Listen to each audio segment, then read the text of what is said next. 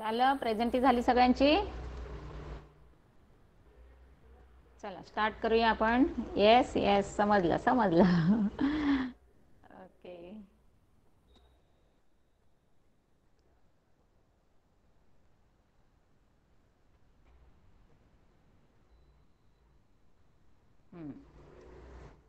आजचा आपला लेसन आहे लेसन नंबर 17, मॅनमेड मटेरियल. आता बघा, मधले सगळे जे काही राहिलेत की नाही ते तुमच्या दुसऱ्या सायन्सच्या टीचर घेत आहेत ना, त्या घेणार. कळतंय? नेहमीप्रमाणे जे एन्व्हायरमेंटशी रिलेटेड, जे बायोलॉजीशी रिलेटेड आहेत ते मी स्टार्ट करते. त्यामुळे आपला बॉडी ऑर्गन आणि ह्युमन बॉडी जो आपला लेसन होता तो कंप्लीट केला आहे. त्याचं तुमचा सगळ्यात म्हणजे एक्सप्लेनेशन मी खूप छान दिलं आहे. एक इंटरेस्ट घेऊन त्याला पण तुम्ही स्टडी करा. आणि आता तर हा लेसन म्हणजे तुमच्या घरातल्या सगळ्या ज्या काही वस्तू आहेत की नाही, त्या वस्तूंमध्ये तुम्ही फक्त शोधायचं आहे की ह्यातल्या नॅचरल तयार झालेल्या, म्हणजे नॅचरल हे गोष्टींपासून तयार झालेल्या कोणत्या आहेत आणि ह्युमन बिंगनी तयार केलेत, म्हणजे थोडक्यात आर्टिफिशियल. आता इथे बघा, तुम्हाला सगळे डबे दाखवलेत. कसले डबे आहेत ते तुम्हाला लगेच समजलं असणार आहे की नाही. Plastic material. सांगा मला, नेचरमध्ये प्लास्टिक अवेलेबल आहे का?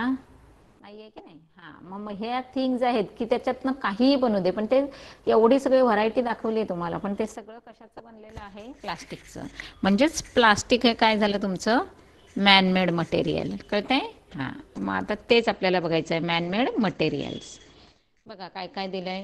We use various types of the materials in our life daily life. Those materials are made up of various materials like wood, glass, plastic, thread, soil, metals, rubber, etc. काय काय सांगितलंय बघा. आता त्यातनं तुम्हाला sorting करायला सांगितलं समजा, तर तुम्हाला ते स्वतःला आलं पाहिजे की वूड हे नॅचरली आहे, ग्लास हे मॅनमेड आहे, प्लास्टिक मॅनमेड आहे, थ्रेड मात्र तुमचं काय आहे? कॉटनपासून बनवलेलं आहे, सॉईल तुमचं नॅचरलमध्ये येतं, आणि मेटल्स आहेत तेही आपले सगळे मॅनमेड आहेत. रबर हा पण आपण तयार केलेला आहे. कळतंय? Out of those wood, rock materials, water are natural. Human performs research on the various natural materials in the laboratory. With the help of it, various materials are manufactured in factories. Such materials are called as man-made material. In short किती छान दिलंय बघा ते, की जे फॅक्टरीमध्ये बनवलं जातं त्याला सगळ्याला तुम्ही कशामध्ये काउंट करणार आहात? मॅनमेड मटेरियलमध्ये. एक्झाम्पल दिले, glass, plastic, artificial threads and thermocol. जो तुम्ही अगदी सगळीकडे वापरता तो मॅनमेड आहे. आता इथे तुम्हाला दिलेले आहेत बघा, त्याच वस्तूंना इथे क्लासिफाय तुम्ही करू शकता की कुठले ॲटम्स आहेत आणि त्यांचं तुम्हाला डिवाइड करायचं आहे, मॅनमेड कोणतं आणि नॅचरलमध्ये कोणतं. तर सहज आलं पाहिजे. एक फक्त डोक्यात ठेवा की ज्या तुमच्या फॅक्टरीमध्ये तयार झालेल्या वस्तू आहेत त्या सगळ्या तुम्ही मॅनमेडमध्ये टाकणार, आणि जे तुम्हाला नेचरमध्ये अवेलेबल आहे त्याला सगळ्या तुम्ही नॅचरलमध्ये टाकणार. क्लिअर? पुढे बघा, plastic. A man-made material showing the property of the plasticity and made up of the organic polymer is plastic. काय सांगितलंय? आता हे पहिलं तुमचं जे प्लास्टिक दिलंय, ज्याच्यावर बॅन आणलाय, जे वापरायचं नाही, पण हे आपण घरातल्या वस्तू आहेत ह्या फर्स्ट क्वालिटी असतात, बरेच वर्षानुवर्ष त्या टिकत असतात, खराब होत नाही आहेत. त्यामुळे त्या वस्तू वापरायला हरकत नाही आहे, एक्सेप्ट तुमच्या ज्या पॉलिथिन बॅग असतात त्या तुम्ही नाही वापरायच्या. कळतंय? बघा पुढे. Structure of all the plastic is not same. Some are the linear while some are the circular. आता हे लिनियर आणि सर्क्युलर काय आहे बघा.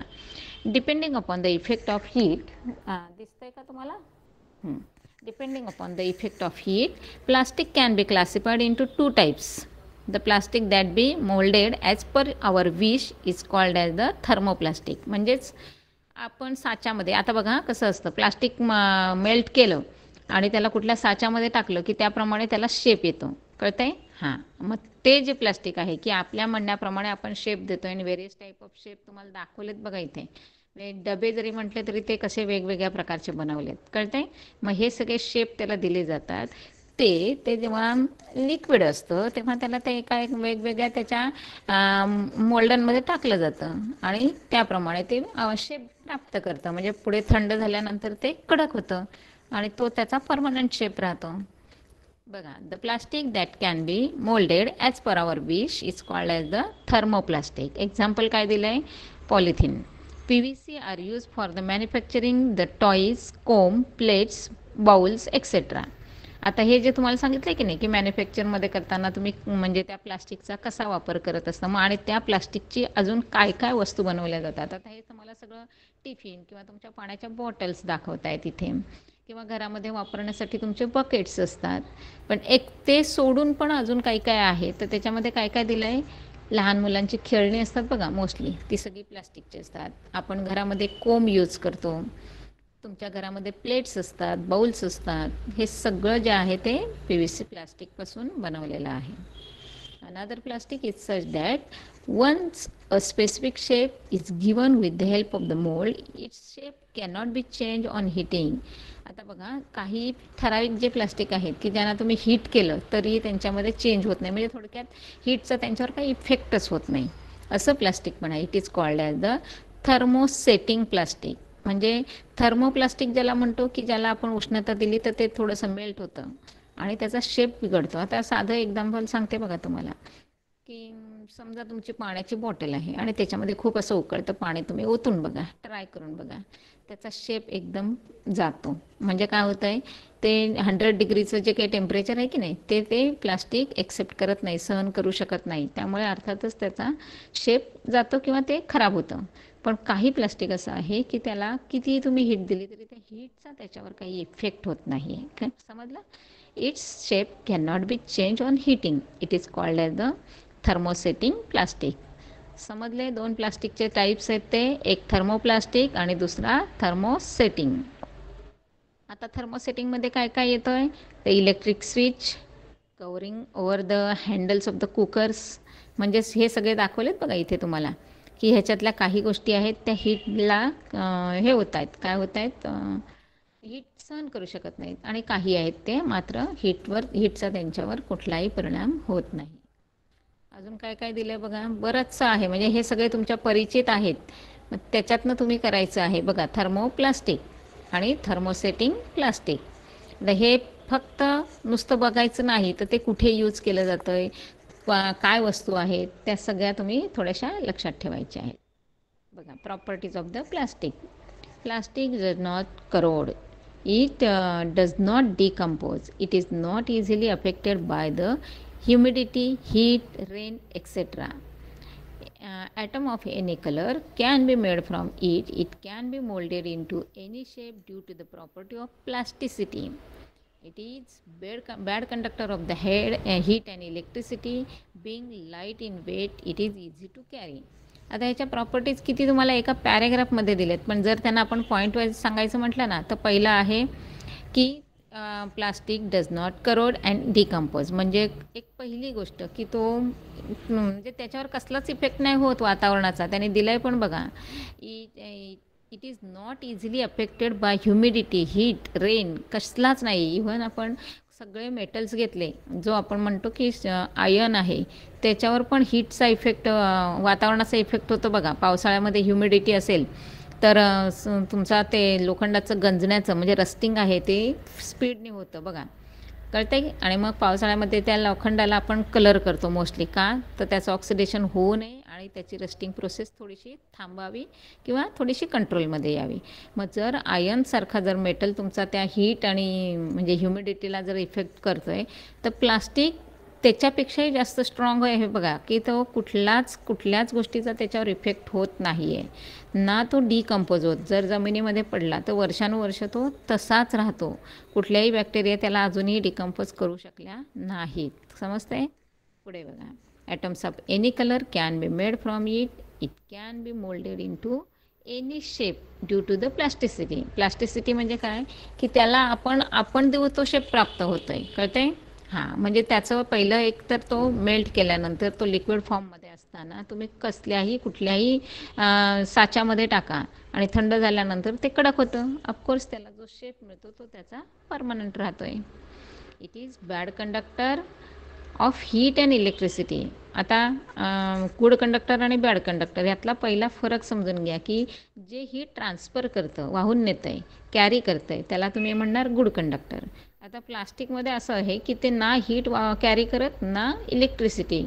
का तर मोस्टली आपण बघा कुठलंही लाईटचं काम करत असेल तर आपण पायामध्ये स्लीपर घालतो किंवा प्लास्टिकच्या वस्तूंचा आधार घेतो. उभं राहायला स्टूल वगैरे मोस्टली प्लास्टिकचे वापरतो. त्याचं मेन रिझन आहे, इन केस समजा तुम्हाला करंट लागला तर ते जे काय आहे ते प्लास्टिक तुम्हाला काय करतंय, वाचवू शकते, रोधू शकते. समजतंय? Being light in weight it is easy to carry. आणि सेकंड त्याचा अजून एक काय बेनिफिट आहे की समजा तुम्हाला लोखंडाच्या, लाकडाच्या किंवा दुसऱ्या कसल्या वस्तू सांगितल्या उचलायला, तर तुम्हाला स्वतःला उचलायला फार त्रास पडतो का, त्या हेवी असतात. प्लास्टिक मात्र तुम्ही इझिली इकडून तिकडे सगळं ट्रान्सफर करू शकता. कळतंय? मग हा त्याचा एक चांगला बेनिफिट आहे की ते वजनाने खूप हलकं असतं, त्यामुळे तुम्हाला इझिली ते इकडून तिकडे कॅरी करायला म्हणजे सोपं जात असतं. Types and uses of the plastic. Polyvinyl chloride बघा, PVC. बऱ्याच वेळेला हा शब्द तुम्हाला ऐकायला मिळतो की अशा प्रकारच्या तुमच्या ग्लासेस असतात ज्याला आपण प्लास्टिक म्हणतो, पण ॲक्च्युली काय आहे त्याचं नाव PVC, polyvinyl chloride. Bottles, raincoat, pipes, handbags, shoes, electric cable, insulation, furniture, rope, toys etcetera. म्हणजे आता काय सांगितलं तुम्हाला की ह्या सगळ्या ज्या वस्तू आहेत, ही जी सगळी नावं दिलीत, हे कशापासून बनलेलं आहे? प्लास्टिकचं. पण ते कोणत्या टाईपचं प्लास्टिक आहे हे लक्षात ठेवा. सगळं हे आहे हे PVC पाईप, PVC प्लास्टिक. आणि PVCचं लॉंग फॉर्म तुम्हाला दिलेला आहे पॉलिव्हिनाइल क्लोराईड. क्लिअर? ते थोडंसं लक्षात ठेवा. कुठेतरी तुमचं एक जनरल नॉलेज चेक केलं जातं आणि मग what is mean by PVC किंवा write the full form of the PVC असं तुम्हाला विचारलं जातं. नंतर आहे पॉलिस्टेरीन म्हणजेच PS. Thermo insulating parts of the electric appliances like refrigerators, gears of the machines, toys, protective covering like covers of the CD and DVD. सगळ्यांना माहिती आहे CD आणि DVD बोललं की तुमच्या डोळ्यासमोर लगेच आलं असणार सगळं. कळतंय? हां, मग आता हे सगळे जे आहेत हे कशापासून बनलेलं आहे? पॉलिस्टेरीन. म्हणजेच तेही प्लास्टिक आहे. पण जर तुम्ही खेळण्याचं बघितलं आणि ह्या CD आणि DVD जर कम्पेअर केल्या तर तुम्हाला लगेच त्या दोघांमधला डिफरन्स लक्षात येईल. मग हा डिफरन्स म्हणजे काय, तर दोन्ही वस्तू प्लास्टिकच्या आहेत, पण त्यातलं एक तुमचं PVC प्लास्टिकचं आहे आणि दुसरं पॉलिस्टेरीन नावाच्या प्लास्टिकपासून बनलेलं असतं. आणि अर्थातच त्यांची स्ट्रेंथ किंवा त्यांची जी क्षमता आहे ना, कॅपॅसिटी, ती पण त्यांची वेगळी वेगळी असते. त्याच्यानंतरचं आहे थर्ड पॉलिइथिलीन. त्याला म्हणायचं PE.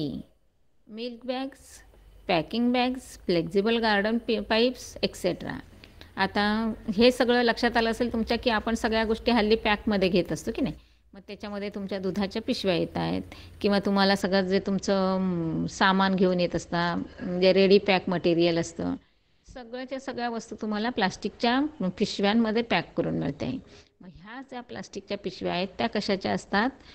Made up of polyethylene. आता फ्लेक्झिबल गार्डन पाईप म्हणजे काय, तर मोस्टली नळाला कनेक्ट करून जो पाईप फिरवला जातो की नाही प्लास्टिकचा, अख्ख्या सगळ्या गार्डनभर पाणी द्यायला, किंवा तुम्ही पण तुमच्या घरामध्ये कधीतरी ते यूज करत असता, तर ते सगळे जे पाईप्स असतात, जे हिरवे, निळे, पिवळे काहीतरी असतात की नाही, हां, ते सगळे पाईप आहेत, त्याला म्हणायचं पॉलिइथिलीन पाईप्स. नंतर आहे polypropylene, PP. Parts of the loudspeaker and vehicles, ropes, mattress, laboratory appliances कशाचे बनलेले आहेत? पॉलिप्रॉपिलीनचे. आता हे सगळे तुम्हाला सगळ्या वस्तू तुमच्या माहितीतल्या आहेत, कारण याचे लाऊडस्पीकर म्हटलं की तुम्हाला स्पीकर सगळा डोळ्यासमोर आला असेल. व्हेकल म्हटलं की त्याच्या सगळे जे पार्ट्स आहेत किंवा त्याची जी बॉडी बनलेली असते तीही तुम्हाला लक्षात येते. नंतर रोप्स म्हटलं की जे आपण आता सध्या नायलॉनच्या दोऱ्या म्हणतो की नाही आपण, त्या वेगवेगळ्या दोऱ्या, मग त्याच्यामध्ये पण छोट्या मोठ्या सगळ्या असतात. Mattress, various types of mattress तुम्ही यूज करताय. आणि लॅबोरेटरीमध्ये जे अप्लायन्स तुम्ही वापरता, ग्लास सोडून हां, तर ते सगळे तुमचे कसले असणार आहेत? पॉलिप्रॉपिलीनचे. क्लिअर सगळ्यांना? आता त्याच्यानंतरचं आहे हे थर्मोसेटिंग. बघा, म्हणजे थर्मोप्लास्टिकचा यूज कुठे केला जातो, थर्मोसेटिंगचा यूज कुठे केला जातो, हेही तुम्हाला त्याच्यातनं त्यांनी सांगण्याचा प्रयत्न केला आहे. मग ह्या एवढ्या शॉर्ट तुमचे जे 2 टेबल दिलेत की नाही, त्याच्यातनं तुम्हाला प्लास्टिकचा यूज कुठे कुठे आपण करतो आहे तेही तुम्हाला सांगितलं आहे.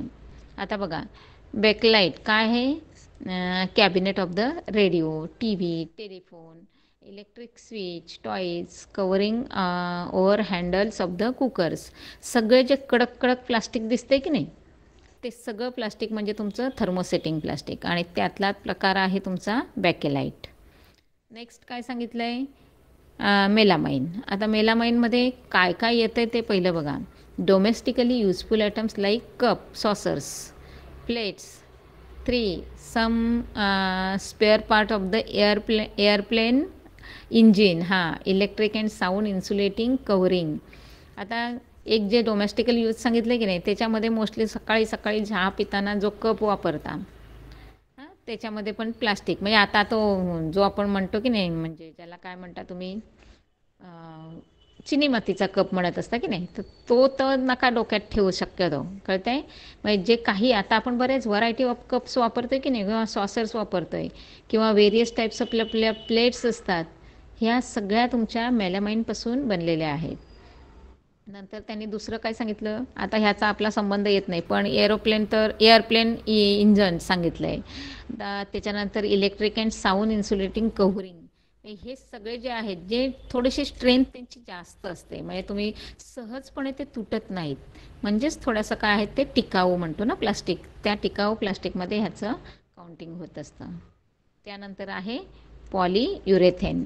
आता याच्यामध्ये काय आहे, surfing boards, small boats, furniture, seat in vehicles etcetera. बघा, आता आपण इतका विचार पण करत नाही की हे कशाचं बनलेलं असेल. सगळ्या गोष्टीला कोटिंग केलेलं असतं, तेव्हा आपल्याला असं वाटतं की सगळं ह्याची स्ट्रेंथ जास्त आहे, म्हणजे सगळं लोखंडापासून बनलेलं असेल, किंवा कुठल्या तरी वेगळ्या टाईपचं त्याच्यामध्ये मेटल यूज केला असेल.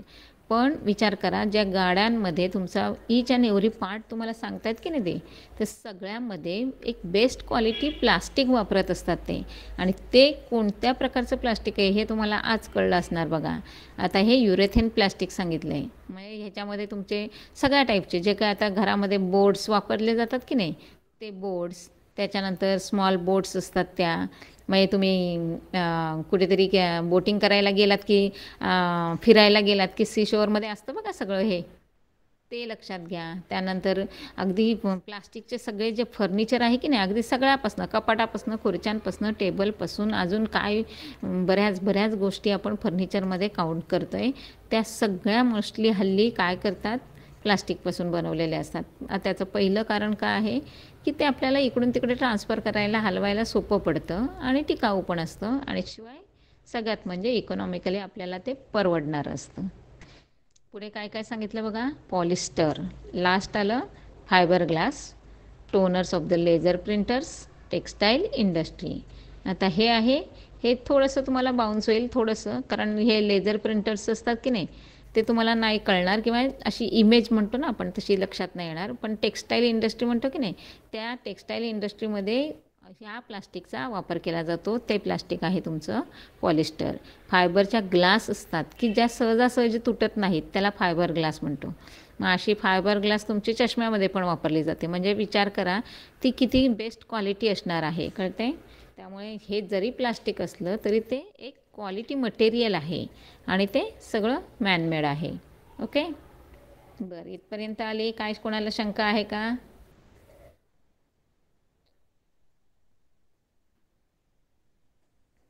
क्लिअर होतं आहे सगळ्यांना? ओके, ठीक आहे. चला चला पुढे जाऊया.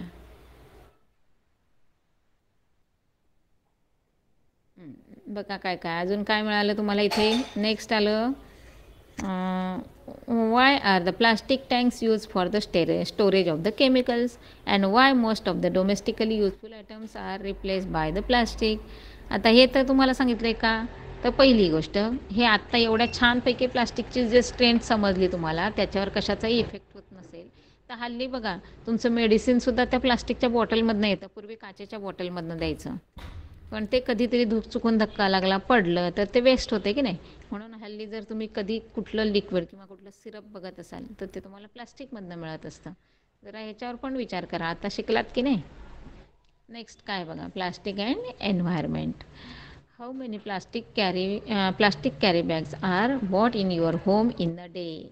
What happens to those later on. आत्ताच तुम्हाला सांगितलं की ते डिग्रेडेबल नाही आहे, ते डिकम्पोज होत नाही आहे आणि त्याच्यावर बॅन आणला आहे की ते एन्व्हायरमेंटचं पोल्युशन करतं आहे. मग असं असून पण एक क्वेश्चन तुमच्यासाठी टाकला आहे त्यांनी की आत्ता राईट नाऊ जर तुम्ही विचार केलात तर तुमच्या घरामध्ये सध्या प्रत्येक मार्केटमधनं आणणारी वस्तू कशात आणली जाते? हा एक मोठा क्वेश्चन मार्क आहे. आणि जर ते प्रत्येक वस्तू प्लास्टिकच्या पिशवीतनं येत असेल तर तुम्ही स्वतः किती पोल्युशन करता हे तुम्ही आत्ता विचार करायचा आहे. आणि इथून पुढे प्लास्टिक शक्यतो अवॉइड करायचा प्रयत्न करायचा आहे. कळलं?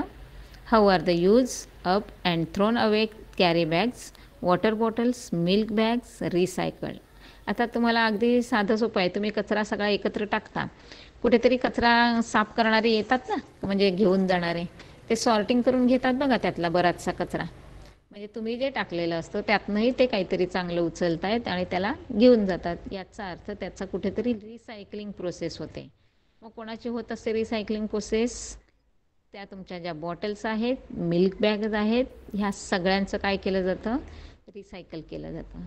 सम materials are naturally degraded, they are called as the degradable materials and while some material do not. म्हणजेच जे सॉर्टिंग करून नेत आहेत याचा अर्थ ते डिग्रेडेबल आहे किंवा त्याच्यापासून रियूज काहीतरी केलं जाणार आहे, नवीन पुन्हा काहीतरी सेकंड ग्रेड प्लास्टिक म्हणतो ना आपण, तसं काहीतरी बनवलं जाणार, म्हणून त्याला म्हणायचं डिग्रेडेबल मटेरियल. आणि जे घेऊनच जात नाहीत त्याला म्हणायचं non degradable. From the given, the next page chart, we can understand that plastic is non-degradable and hence it is an environment pollutant. Which measures we can arrange to avoid this? काय काय करायचं आहे बघा की हां, हे do you know मध्ये फार फार छान दिलेलं असतं, पण आता सध्या ते तुमच्यासाठी नाही आहे, कारण बराचसा तुमचा सिलेबस आहे तो 25% रिड्यूस आहे, त्यामुळे ते तुम्हाला एक्झामला येणार नाही आहे. आता ते प्लास्टिक जे मी सांगते की नाही, की जे डिग्रेडेबल असतं किंवा ते डिग्रेडेशन त्याचं होऊ शकतं, त्याला किती पिरियड लागतो आहे. अगदी साधं सोपं आहे. तुमच्या घरातली भाजी घेतली ते एका दिवसात ती सुकते, सडते की नाही. सकाळी आणली तर संध्याकाळीपर्यंत जर समजा ती प्लास्टिकमध्ये ठेवली, झालं ती सडली गेली आणि तिला जर जमिनीत टाकली तर ती अजूनच बॅक्टेरिया तिला डिकम्पोज करतात आणि लगेचच तिचं म्हणजे ऑर्गॅनिक खत तयार होऊ शकते. कळतंय? हां. मग आता ह्याच प्लास्टिकला जर आपण बघितलं तर काय होतं आहे बघा. व्हेजिटेबल्स 1 and 2 weeks डिग्रेडेबल, म्हणजे सगळं कुठल्याही प्रकारच्या भाज्या, मग त्यात पालेभाज्या येतील, तुमच्या फळभाज्या येतील किंवा तुमचं अजून फळं येतील, सगळं जे आहे ते काय 1-2 वीकमध्ये काय होतं? डिग्रेडेबल होत असतं. कॉटन क्लॉथ सांगितलं आहे 1 year लागतं. आपण फेकून दिल्यापासनं किंवा आपण त्याला जमिनीत टाकल्यापासनं त्याला डिग्रेडेबल होण्यासाठी कमीत कमी त्याला 1 वर्ष तो घेतच असतो.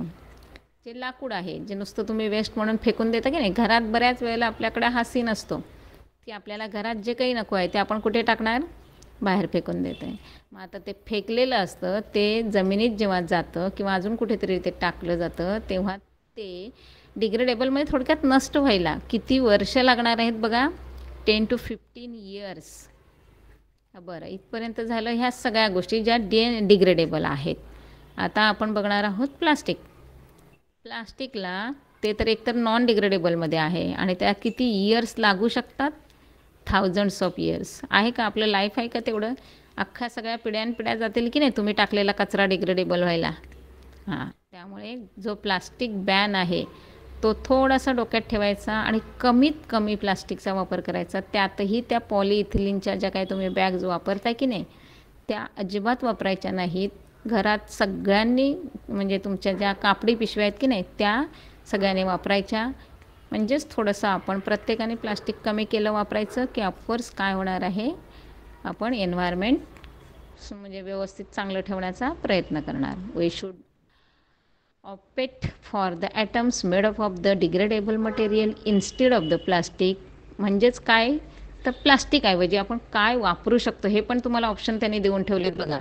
कारण आपल्याला उठसूट सवय असते ना प्लास्टिकची बॅग घेऊन पळायचं, तर मग त्याच्यासाठी तुम्हाला ऑप्शन काय दिला आहे? त्याला पर्याय ज्यूट बॅग्स, क्लॉथ बॅग्स किंवा पेपर बॅग्स. आता मोस्टली तुम्ही कुठे बाहेर गेलात की तुम्हाला हे असलंच काहीतरी देत असतात बघा. फार म्हणजे अगदीच भाजीच्या आणि फळांच्या इथेच तुम्हाला ते प्लास्टिक मिळतं, अन्यथा बाकी सगळीकडे तुम्हाला मिळताना ज्यूट बॅग दिल्या जातात, क्लोथ बॅग्स दिल्या जातात आणि पेपर बॅग्स दिल्या जातात.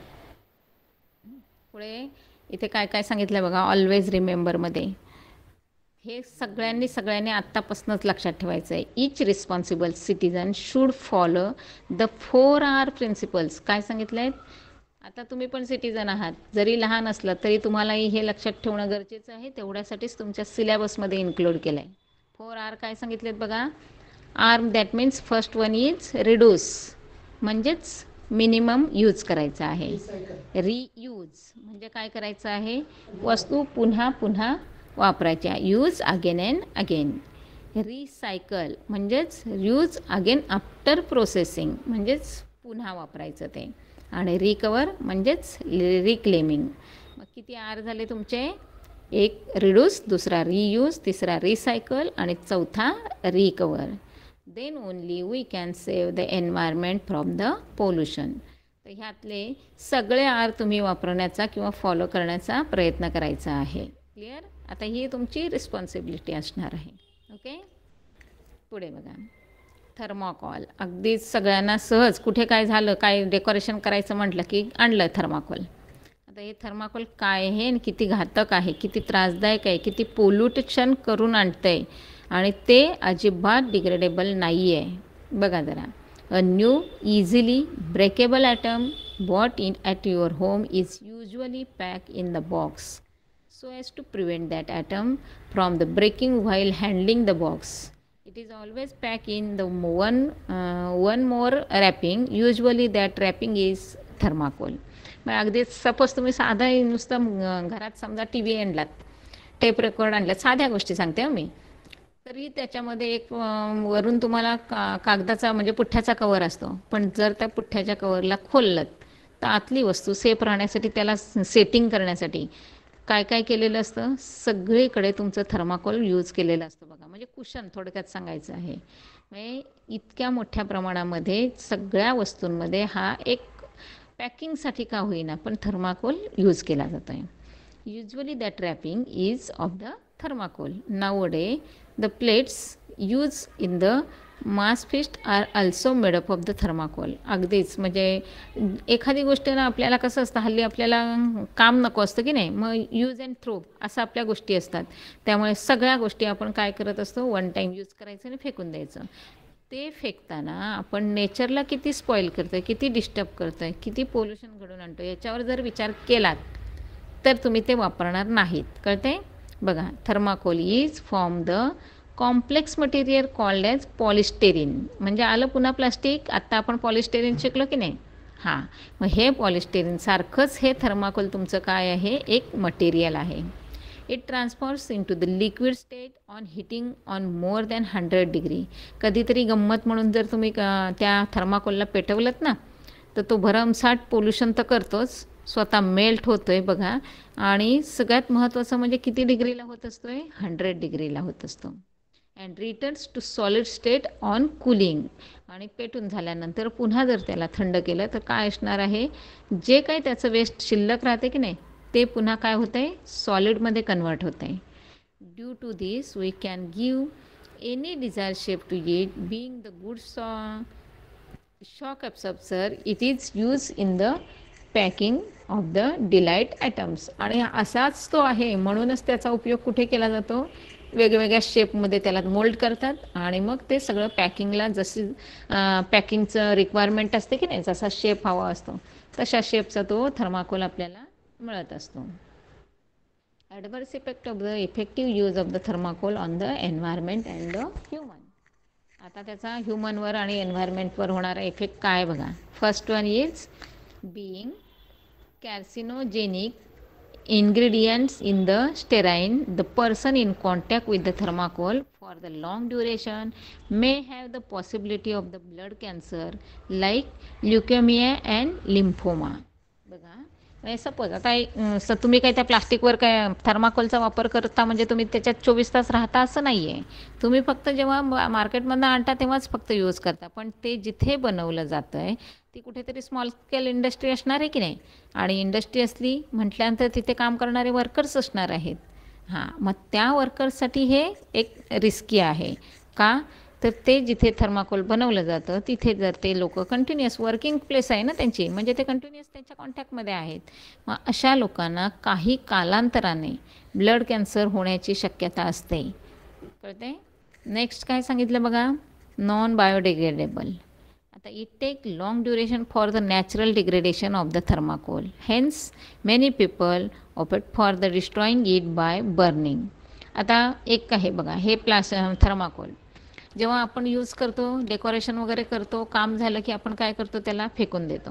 फेकल्यावर ते कुठेही म्हणजे हे डिकम्पोज होत नाही, पाण्यावर सुद्धा ते तरंगते. याचा अर्थ ते काय करते, पोल्युशन खूप मोठ्या प्रमाणामध्ये घडवून आणते. एकतर त्याला जागा जास्त लागत असते.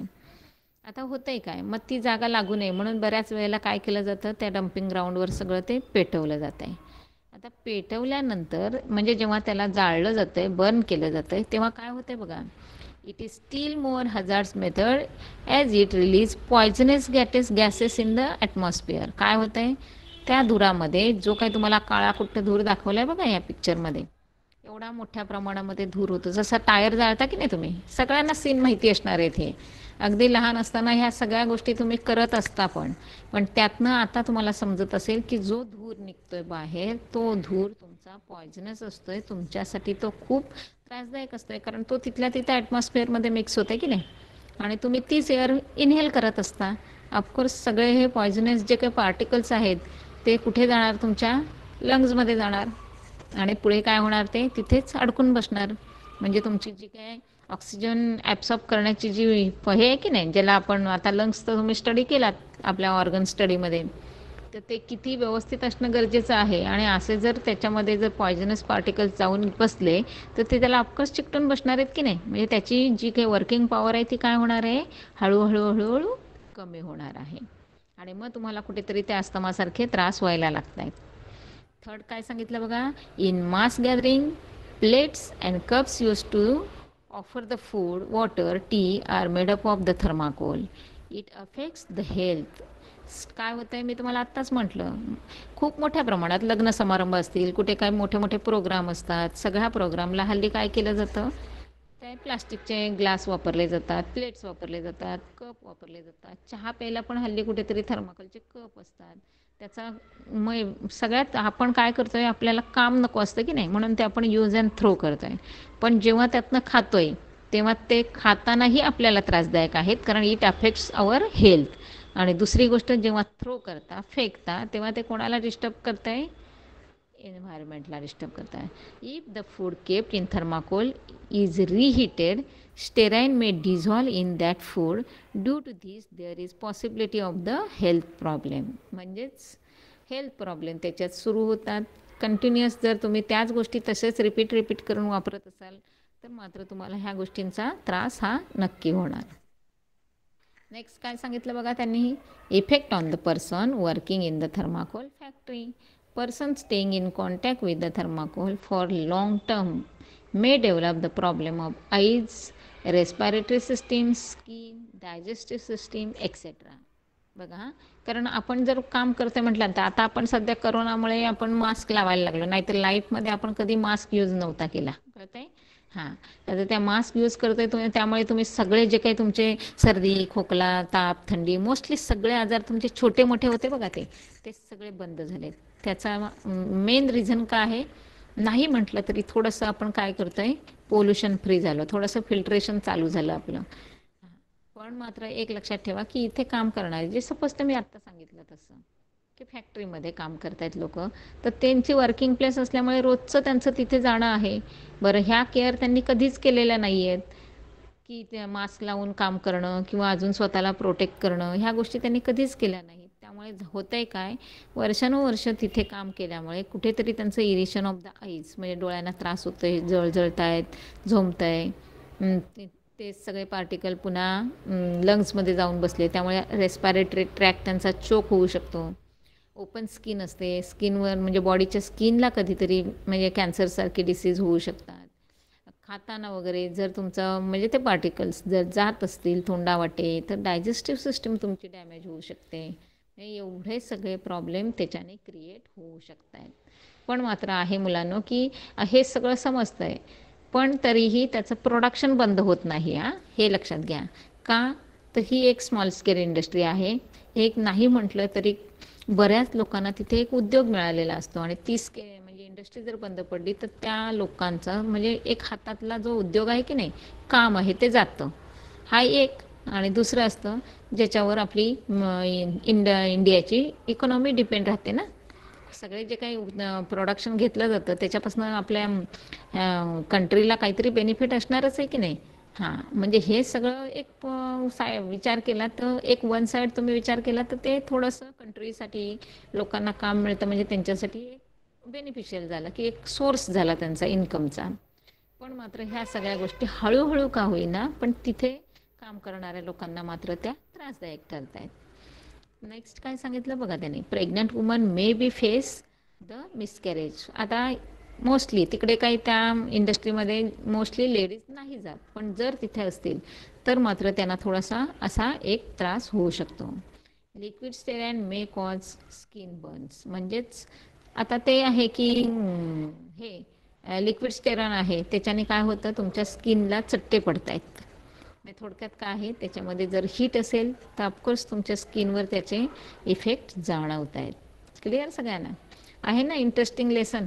आणि बरंचसं तुमच्या माहितीतलं आहे किंवा तुमच्या म्हणजे एक तुमचं जनरल नॉलेज म्हणून पण ते वाटण्यासारखं आहे. क्लिअर होत आहे सगळ्यांना? येस. ओके.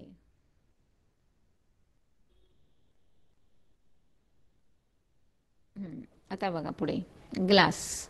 आता हा पण तुमचा झाला एक man-made material. Glass manufacturing process, कशी ग्लास तयार केली जाते. तर तुम्हाला एक संपल असं एक हे दाखवले बघा, प्रोसेस दाखवले. त्या प्रोसेसमध्ये असे तुम्ही स्टेप बाय स्टेप जात असता आणि ती एक इकडे बघा रॉ मटेरियल सांगितलं पहिलं. रॉ मटेरियल म्हणजे त्याच्यामध्ये तुम्हाला ग्लास तयार करण्यासाठी जे काही आवश्यक घटक लागतात ते सगळे त्याच्यातनं टाकायचे. त्याच्यावर फर्नन्समधनं जात असताना वेगवेगळ्या प्रोसेस होत असताना ती ग्लास तयार होते आणि नंतर तिला मोल्टन ग्लास म्हणून यूज केलं जातं किंवा तिला वेगवेगळे शेप दिले जातात. कसं केलं जातं आता बघूया आपण. We use the glass material on large scale in our daily life. Glass was discovered by chance. Some Phoenician traders were cooking in the desert. The cooking vessel were supported on the limestone. When the cooking vessel was kept off the limestone, they observed that a transparent material was being formed. They thought that this transparent material may have been formed due to the heating together of the sand and the limestone. This led to the development of the technique of the glass production. Glass is the non-crystalline, hard but brittle solid material formed from the mixture of silica and silicate. अगदी थोडक्यात काय सांगितलं की हा एक accidentally तयार होणारा पदार्थ आहे की वाळवंटामध्ये एक दोन तीन असे लोक आपलं आपलं सामान घेऊन जात होते. मध्येच त्यांना भूक लागली. भूक लागल्यानंतर त्यांनी स्वतःचं स्वयंपाक करायचं ठरवलं. मग त्या वाळवंटामध्ये त्यांनी काय केलं, एका साईडला कुठेतरी आपलं स्वयंपाक करायला घेतलं. अर्थात ते करत असताना त्यांना हीट लागते की नाही. Cooking vessels kept on the limestone. काय केलं, तिथे त्याने स्वयंपाक करत असताना जी काही उष्णता झाली तेव्हा त्या वाळवंट म्हटलं की तिथे तुमचं सगळं सॉईल असणार आहे. अर्थातच त्या वाळूमध्ये जे काही पार्ट ऑफ सिलिका आहेत की नाही किंवा सिलिकेट असे दोन्ही असतात त्याच्यामध्ये. तर त्या दोघांचं हीटमुळे काय झालं, एक वेगळा पदार्थ तयार झाला की जो ट्रान्सपरंट आहे आणि तो हार्ड आहे. आणि मग त्याच्यावर त्यांनी रिसर्च केलं की अरे हा मटेरियल काय आहे, की आपण तर फक्त हीट करत होतो, आपण तर फक्त स्वयंपाक करत होतो. मग हा एक नवीन पदार्थ झाला की जो ट्रान्सपरंट आहे. मग त्याचा काय उपयोग होऊ शकतो का, हे सगळं सगळं त्यांनी एक सायंटिफिक डोक्याने त्यांनी जरासं काय केलं, त्या दृष्टीने त्याच्याकडे थिंकिंग सुरू केलं. आणि नंतर फायनली त्यांनी सांगितलं की हा जो तयार होणारा जो पदार्थ आहे तो एक ग्लास म्हणून त्याने काय केला, डेव्हलप केला. This led to be development of the technique of the glass production. And glass is the non crystalline, hard but brittle solid material. आता हार्ड म्हणाल तर ते दाबलं जात नाही, पण ब्रिटल का म्हणायचं त्याला, त्याला जर असं तुम्ही थोडंसं आपडलं किंवा तुमच्या हातातनं खाली पडला की एका मिनिटात त्याचे किती पाहिजेत तेवढे तुकडे होत आहेत की नाही, म्हणजेच सहजपणे तो तुटतोय. कळतंय? आता हा कसा तयार झाला, तर मेन त्याचे दोन घटक आहेत, पहिलं सिलिका आणि दुसरा सिलिकेट. आता सिलिकाचं काय सांगितलंय बघा, silica that is SiO2 to which we refer as the sand. Depending upon the production of the silica and other components in the glass, there are different types of the glass as the soda lime glass, borosilicate glass, silica glass, alkali silicate glass. एकदा काय एका पदार्थाचं production झालं की आपण काय करतोय, तिथे थांबत नाही, आपण त्याच्यावर रिसर्च करतोय. आपण म्हणण्यापेक्षा सायंटिस्ट लोक त्याच्यावर रिसर्च करतात आणि त्याला एक वेगळ्या क्वालिटीचा म्हणजे ह्याच्यामध्ये त्यांना ते कन्व्हर्ट करण्याचा प्रयत्न करतात.